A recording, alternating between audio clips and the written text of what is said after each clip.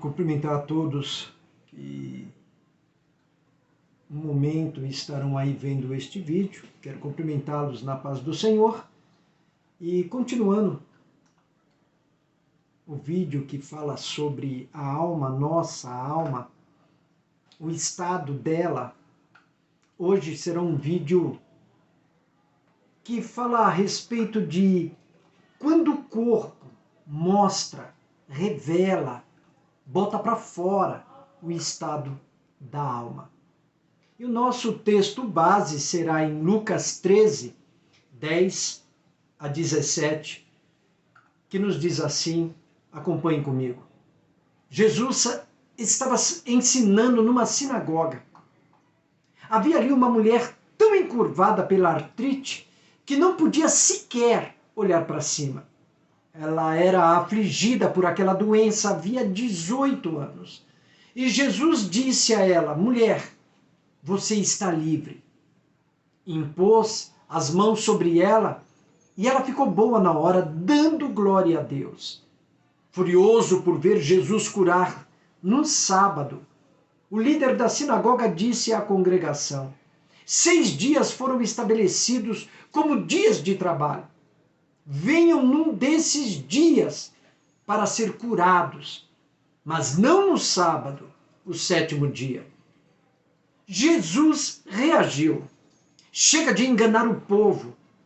Todo sábado vocês tiram seus animais do estábulo e os levam para beber água sem se preocupar com o dia. Então, onde está o erro de libertar hoje esta filha de Abraão, amarrada por Satanás há 18 anos? Com essa resposta, seus críticos ficaram envergonhados e perdidos, mas o povo era só alegria e não parava de comemorar. Isaías 58, verso 9, até o versículo 14, Deus promete às pessoas que onde reinam a justiça e a misericórdia, as ruínas serão reconstruídas e a luz brilhará nas trevas. Nesse texto que lemos em Lucas 13, Jesus vê uma mulher que sofre há 18 anos por estar encurvada e não poder endireitar-se. Jesus a chama e liberta do mal que a aflige. Isso causa uma revolta entre as pessoas que se julgam protetoras da lei divina. O texto mostra uma estranha conexão entre as dores, a espiritual e a dor física. Uma mulher que andava encurvada por causa de uma opressão espiritual. Já imaginou se a nossa forma exterior revelasse o nosso estado interior? Imagine por um momento se alguém pudesse olhar para a gente, olhar agora para a gente. Qual seria a nossa aparência? Talvez imagens deploráveis seriam apresentadas, pessoas tortas, enxergando com os olhos apáticos da morte, tendo apenas a casca, mas sofrendo de uma espiritualidade agonizante. Como será que nós nos sentiríamos ao lado de alguém detonado pela dor, pelo sofrimento? Muitas pessoas hoje entram nas igrejas todos os dias. Elas parecem saudáveis, mas realmente qual é o espírito que se move neles? A deformidade espiritual, ela possui várias e dolorosas formas. Seria triste a gente perceber ao nosso redor pessoas sentindo calor e frio alternadamente, queimando de entusiasmo fanático num dia e gelados como icebergs no outro, tomados pelos demônios da indiferença. A igreja é um lugar onde os doentes de todo tipo se reúnem à espera de libertação. se as nossas dores interiores fossem estampadas na nossa face, não ficaríamos tanto tempo assim diante do espelho. Mas hoje, temos uma poderosa certeza. Jesus Cristo, Yeshua, o Messias, anda entre nós, sem se afastar pelo fato de nos encontrarmos tão doentes. Ele tem prazer em nos livrar do sofrimento. O texto nos mostra uma mulher reduzida à metade, vista pelos olhares de nojo, indiferença ou pena. Jesus mostra aqui que certas enfermidades são efeitos diretos da ação da opressão maligna.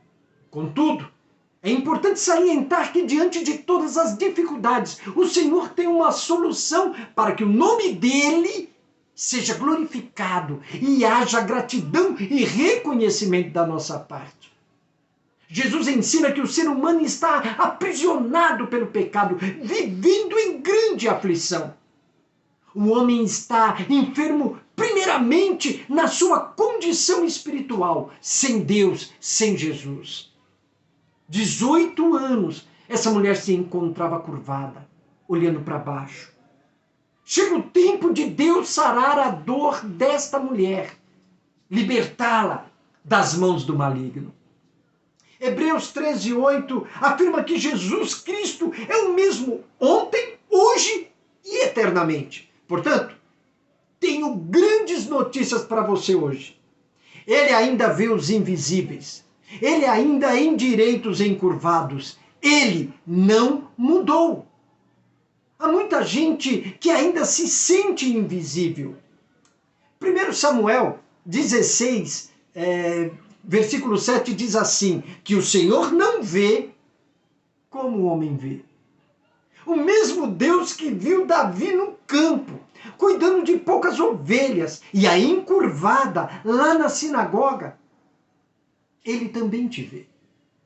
Pode ser que ninguém te veja, ninguém te dê nada, ninguém se importe com você, mas o libertador, Yeshua, Jesus, o Cristo, o Messias prometido, o Filho de Deus, ele te enxerga. Você possivelmente jamais revelaria as dores da sua alma, mas hoje o Senhor vê além das camadas de disfarce. Ele vê o que te aflige. O tempo da libertação chegou. O milagre do amor será realizado em você.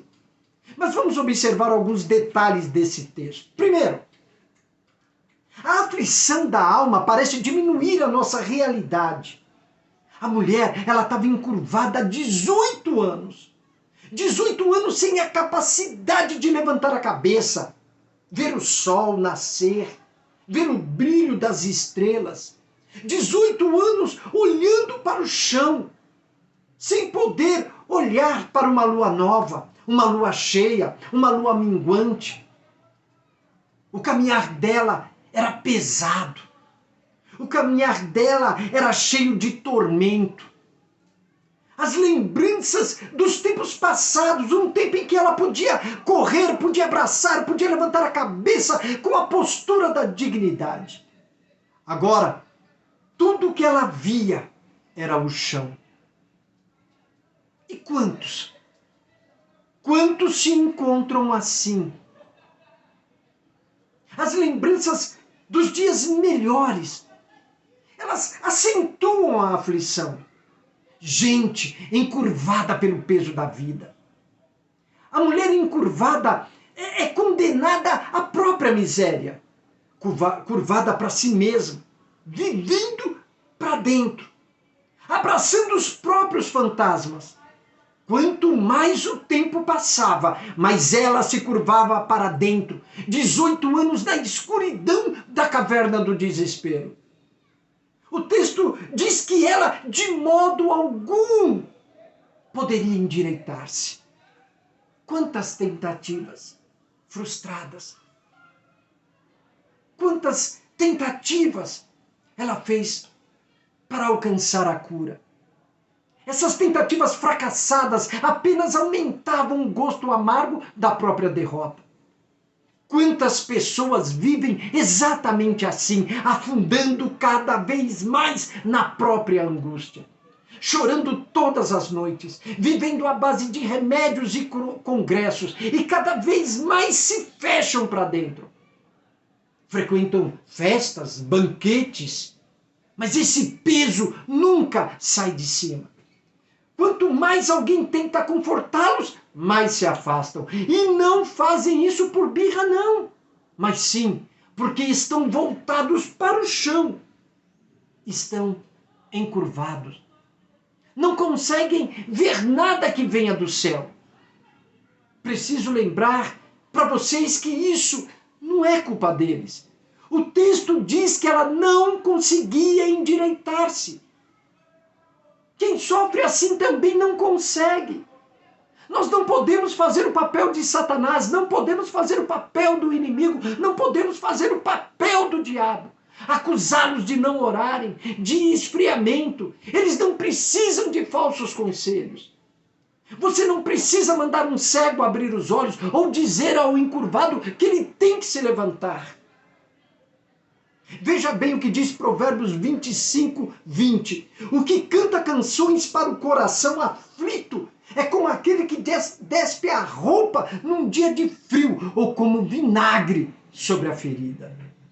Não é uma questão de fazer, mas de ir até aquele que pode todas as coisas. Alguns já fizeram todo tipo de esforço, como andar com pessoas espirituais, frequentam reuniões de oração, consultam todo tipo de profeta, leem livros de autoajuda, contudo, nada, absolutamente nada dá resultado. E por quê? Porque algumas dores são espirituais e só podem ser curadas pela ação sobrenatural de Deus. Presta atenção. Este texto, ele nos dá uma certeza maravilhosa, poderosa. Satanás levou 18 anos para construir aquelas correntes e aprisionar aquela mulher. Jesus não levou nem 18 minutos para libertá-la.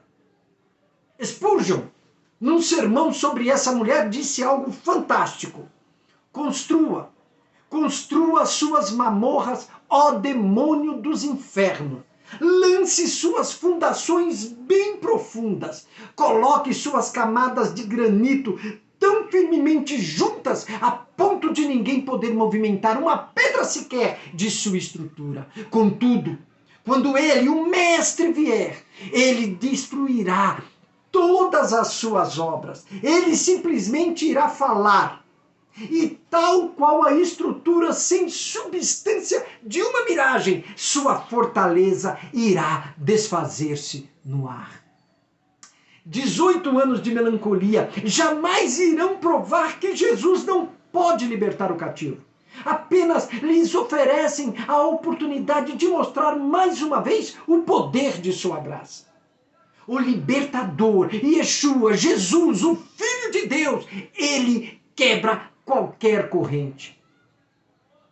Segundo, mesmo encurvada, a mulher estava na casa de oração.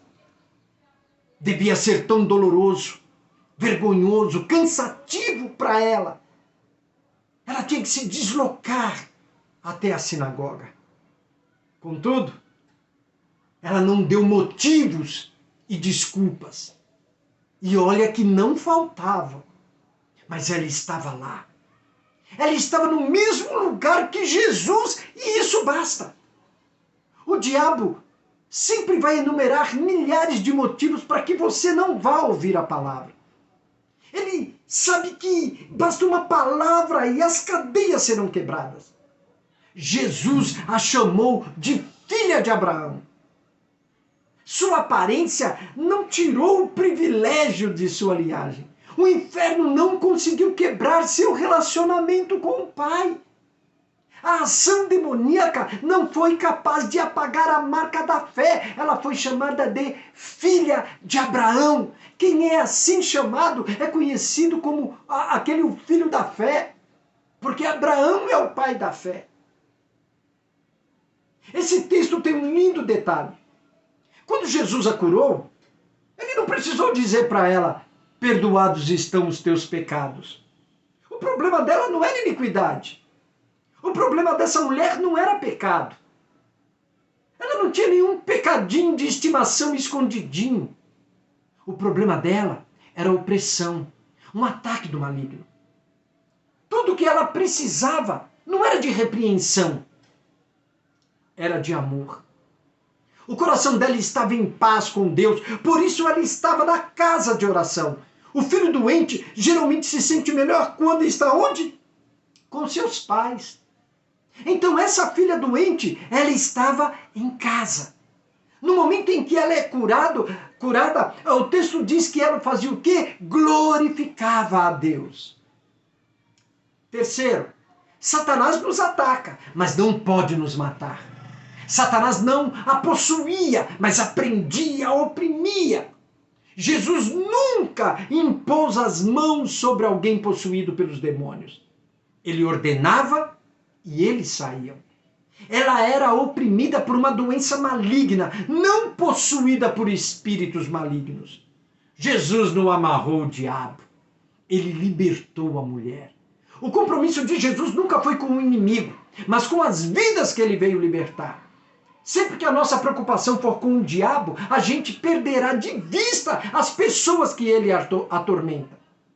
Algumas igrejas fazem entrevista com o demônio, são seduzidas com um jogo de poder. Isso pode gerar, então, uma dupla possessão, a do inimigo e a da mídia. Cuidado! Uma interpretação errada das escrituras, uma pregação ouvida de modo errado, uma profetada podem prender um fardo pesado no coração do ouvinte por longos anos. Satanás prendeu aquela mulher a si e ao chão. Existem pessoas encarceradas dentro de si mesmas, vaidosas, orgulhosas, que só pensam em si. Pessoas encurvadas, lamentando as suas dores e chorando as próprias deformidades. Outros vivem murmurando sobre o mundo triste ao seu redor, sempre escravos da mesma dor, a própria vida ou o próprio chão. Não conseguem olhar para Cristo. O diabo fez tudo o que podia, assim como fez com Jó. Ele tirou tudo o que pôde de Jó, mas não pôde matá-lo. Ele encurvou a mulher até a sepultura, mas não pôde enterrá-la. Ele tem limites. Deus, o teu Deus, o meu Deus, não tem limites. Satanás não destruirá sua vida. Ele não tem poder para te matar. Ele tenta te machucar pelo medo. Ele é o mestre do terror dos horrores. Ele sabe que não pode te matar com um tiro, então te assusta com o barulho dele. Ele não pode matá-lo, então o amarra como um sacrifício. Ele te tortura, mas é tudo encenação. Você pertence a Jesus. Ninguém pode arrancá-lo das mãos do Pai. Quarto, o libertador, Yeshua, Jesus, o Filho do Deus Todo-Poderoso, não nos perde de vista. A primeira coisa que o texto dá destaque é o olhar de Jesus. O seu olhar foi na direção do chão onde ela estava. Ele a viu.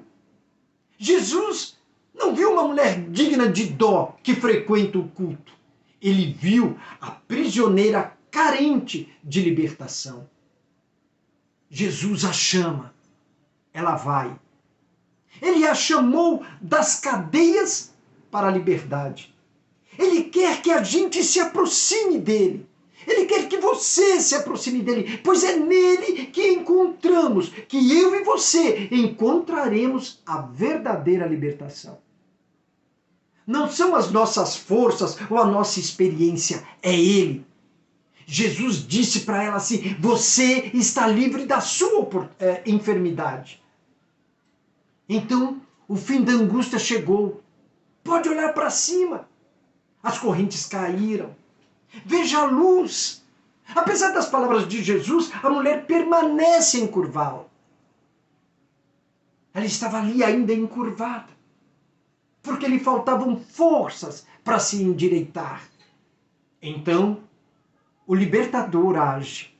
Ele impôs as mãos sobre ela, suas forças são restauradas.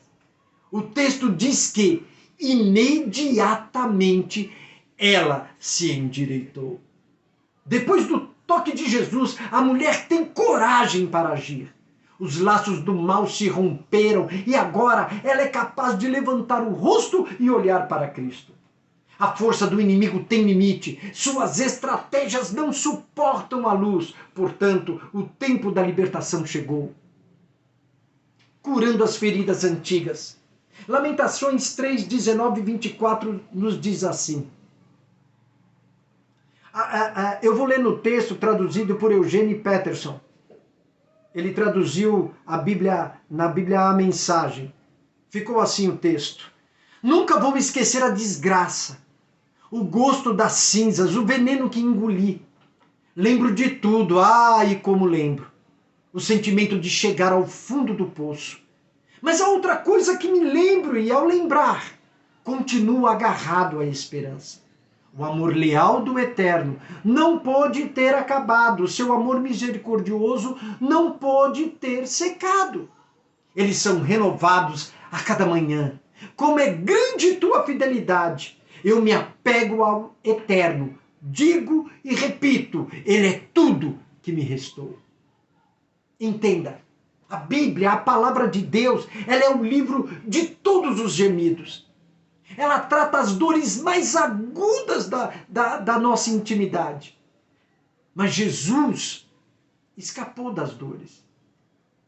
Viver dói. Às vezes a gente sabe que dói demais. Dores da alma geram um forte desequilíbrio nas lembranças. São as memórias amargas, desagradáveis, os espinhos do coração. Quem sofre dessas dores costuma julgar a vida, ele julga a vida toda apenas por esta lente. Vidas amargas, almas solitárias, dias cinzas. Quando as dores da alma pulsam, nenhum homem é grande, nenhuma mulher é poderosa. Todos nós somos frágeis. Cuidado com as feridas antigas. São essas dores que habitam os porões da alma. Vamos tratar das feridas antigas, pois à luz da graça de Deus, a cura da interioridade, ela é possível. Lembranças antigas. Existem feridas na alma que parecem que nunca irão sarar. Elas ainda sangram, gritam, pulsam sua estranha presença. São marcas feitas pela guerra da vida. Palavras destrutivas, palavras malignamente gravadas na alma.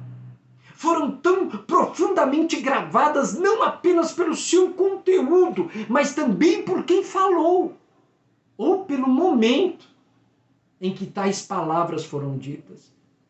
Palavras que transtornaram, causaram vergonha, abriram enormes rachaduras na alma, mataram sonhos. Palavras que machucaram e abalaram nossa mais profunda sensação de segurança. Aqueles que já vivenciaram essa situação conhecem o quão dolorosa é a sensação de ser humilhado. Que angústia sentir um riso irônico nos lábios daqueles que nos acusam. A vergonha caminha no passo da humanidade desde o Éden. Quem já foi humilhado, exposto à mídia, às feras ou à multidão, sabe bem como a alma se despedaça. Acusações sem fundamentos. A injustiça costuma deixar um gosto ruim na boca de quem já sofreu suas agressões. Quem já sofreu a acusação injusta sabe como fica a sua mente. Um turbilhão de emoções, ira, dores intensas, choro descontrolado, revolta.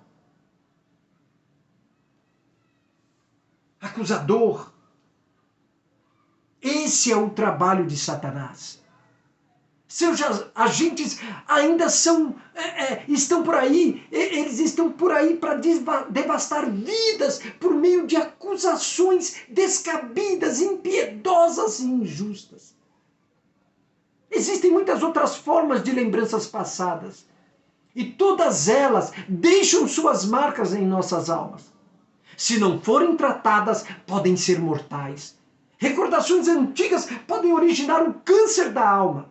A vingança, o rancor, a amargura crônica que nos impede de desfrutar o prazer da vida, o prazer de viver. Mas existe uma grande notícia.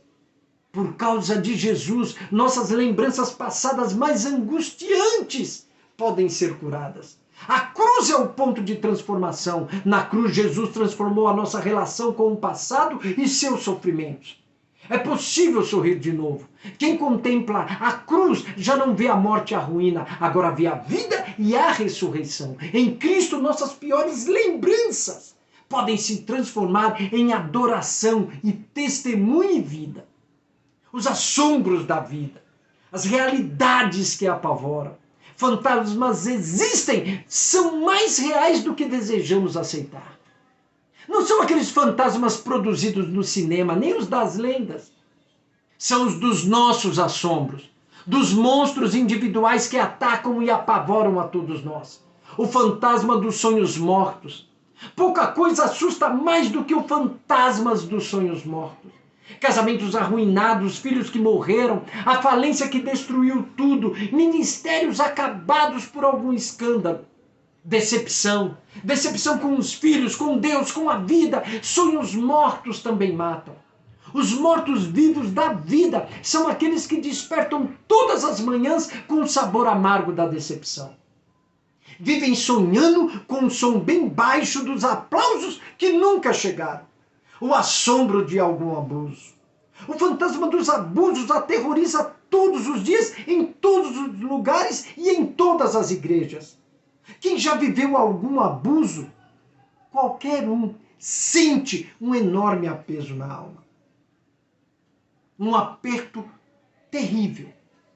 Caminha na vida como se estivesse acorrentado, sonha fugindo nu pelas ruas, sob os olhares e risos cruéis, acorda apavorado, sufocado, sofrendo de taquicardia. Os abusos costumam abrir uma rachadura bem no centro do peito. O abuso sexual, a dor da intimidade violada, o abuso social, gente tratada como se fosse objeto, o abuso político, a história da nossa nação, o abuso profissional, gente escrava da profissão da família, o abuso espiritual, igrejas nocivas, pastores e líderes que se tornam verdadeiros algozes da culpa. Abuso é o uso destruidor do outro, é algo tão maligno que aprisiona, gerando um medo tão grande de viver que pode levar ao suicídio. Existem pessoas tão profundamente marcadas por memórias de abusos que, mesmo sem notarem, tornam-se abusadoras. Discutem com tudo e com todos, berram demais. Muitos tentam disfarçar suas dores, causando dores em alguém. Quando a sua vida dói, você pode causar dores em si e também nos outros. Graça. Graça é um antídoto para as memórias dolorosas. A graça de Deus é a cura para todas as memórias traumáticas. Ela transforma a tristeza em alegria, dor em louvor e angústia em fé. Para cada alma batida, ferida, ofendida, a graça tem um remédio: a restauração e a renovação. Pela graça, Jacó tornou-se Israel, príncipe de Deus. Pela graça, José tornou-se o quê? Símbolo de perdão e cura na família. Pela graça, Raabe, a prostituta, tornou-se heroína da fé. Você vai ler isso lá em Hebreus 11:31. Pela graça, Sara, Ana, Raquel tornaram-se mães. A graça quebrou a prisão da esterilidade. Pela graça, Davi, com todas as marcas do passado, tornou-se o homem segundo o coração de Deus. Pela graça, Pedro foi perdoado. Pela graça, Paulo foi transformado. Pela graça de Deus, qualquer mágoa, lembrança, trauma, elas podem ser curadas e transformadas em louvor. A graça de Deus não exige de mim o que o mundo tanto exige: perfeição. Mesmo sendo imperfeitos, podemos ser filhos amados como Deus deseja que sejamos. Somos filhos amados de nosso Pai. Fim da Segunda Guerra Mundial. Dentro de uma cela num campo de concentração nazista, encontraram essas palavras: creio no sol, mesmo que ele não brilhe. Creio no amor, mesmo que esteja oculto. Creio em Deus, ainda que ele esteja em silêncio. Creia, Deus pode sarar suas lembranças antigas. Buscar a Cristo é ter um coração sábio. Deus abençoe você e sua família. Fique com Deus.